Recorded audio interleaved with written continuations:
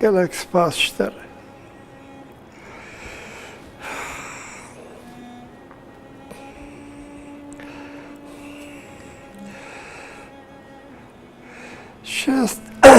شێست و دو ساڵ من و مام جەڵال هەباڵتیا هەفکرد. زۆر کەس دەولەت، ئەحزاب، شەخسیات خستن وێ هەباڵتیەیەش هەف بخن، بەڵام ئەبەدەن نەنەجحی بسەر نەکرد. بسەر نەکردن ji ber ku xwestina Mam Celal, xwestina Abdulhamîd Derwêş ew bû em ê bi hev re bin û em ê xidmeta milletê Kurd bikin. û ewa jî bû heya taliyê em bi hev re man. Keskî nikarî bû her du partiya me her du şexsa ji hev bikin. Lê qederê bi rehetî wahî bê ştaqet diketim yanî min nedixwast ez bibîzim xebera Mam Celal. Gava din û got li nav biradera got nê wa dixwast rojekê bê Mam Celal e'lam bike bê ez ji Kurd re dibêjim Hamîd Derwêş wefat bû. Wilo çi bû? Ez gelekî pêazizim îro jî Mam Celal ne yekî adî bû, ne yekî insanekî di nav mujtemacê Kurd de siyasetmedarê Kurd ez karim bibêjim kêm wek wî peyda dibe. Mam Celal xebatgerekî bi nav deng bû. Karî bû xizmeta Kurd bike. Her çarpıcı Kurdistan'ı Mam Celal ne insanki iklimi bu, Irakçı bu, ne Irakî bu. Mam Celal alîkariya Kurdê Sûriye baş kir. Alîkariya Hizba me baş kir. Alîkariya Partiya Demokratîk Kurdistanê Tirkiye jî baş kir. Waza malumatê me alîkariya Kurdistan'a İranê jî baş dikir. Mam Celal rojekê tenê nebû Iraqî, Kurdê Iraqê. Mam Celal Kurdê Kurdistanê bû.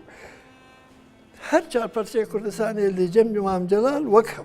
Car cara Kurdistana Türkiye baştır didî. Digo Türkiye Mısır'ıl Akrad. Mısır el Akrad diye Arap digo Mısır'ıl Arap. Wî digo Kurdistana Türkiye Mısır'ıl Akrad. Gelkî jî dixwast alîkariya xelkê Kurd bike li her çarpıcı Kurdistanê û dikir. Dikir yanî nedihişt bê naskirin ki Mam Celal Iraqî. Wilo xelkê Silêmanî hez dikin. Silêmanî bi rastî şerê helmet û qurbanî ye.